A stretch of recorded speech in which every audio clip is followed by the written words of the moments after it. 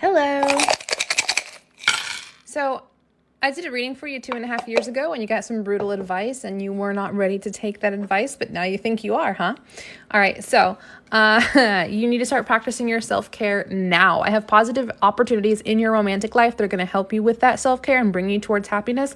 And that romantic interest is going to help block you from gossip. So whoever this person is who's into you or you're into them, whatever that romantic link is, they're actually shutting down some gossip about you. So they definitely have your best interest in mind here. But this self-care and happiness is not going to come without loss in your life. And there is some pain and anxiety here, which means in order to bring self-care into your life or bring that happiness into your life, and you're going to have to cut off some people. You're going to have to lose some relationships in order to have that self-care. This is basically you setting boundaries and disconnecting from people who no longer serve your life. Now, this romantic interest will push you a little bit into some depression regarding your ambitions. So while you are doing all of this self-care and the gossip is going away, you're really having to take a hard look at your ambitions and your goals, and you're going to get a little bummed out about it. You're going to be persistently pestered by family and betrayed by them, betrayed with fear, which basically means that you're already kind of uncomfortable, not uncomfortable, but like kind of afraid of this relative in an authoritative kind of way. Like this relative has some kind of authority over you, and betrayal from them is terrifying because they can put a stop to the things that make you happy.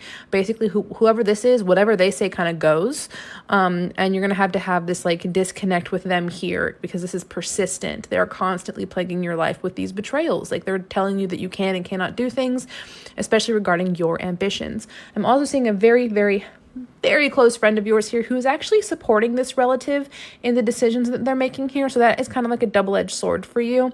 It's like on one end, like the relative here is kind of making these harsh decisions. And on the other end, your friend is like, listen, man, like listen to what your family says. And this is really something that's kind of hurtful for you because you do have these positive changes in your career path if only you could stand up for yourself and advocate for yourself and tell them what you want out of your life. I just realized retouch was on and that's why my camera looked blurry. Whoops.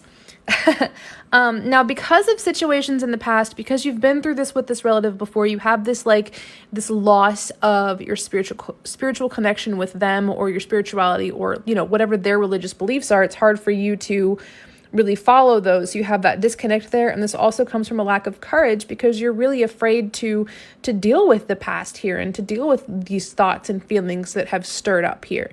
And this standing up for yourself, it's not going to be in a good way. You're going to stand up for yourself, but it's going to be rooted in negative energy. So instead of just standing up for yourself and saying, this is what I want to do with my life, you're going to maybe throw a little bit of a temper tantrum and not communicate as well as you should. That is something that you can fix here, okay? When it comes to your career path, you need to learn how to communicate very well and very clearly. But learning communication is still a pretty long ways away for you. So this is a bit of a journey that you're going to have to go through with those inner thoughts and those feelings and things as well.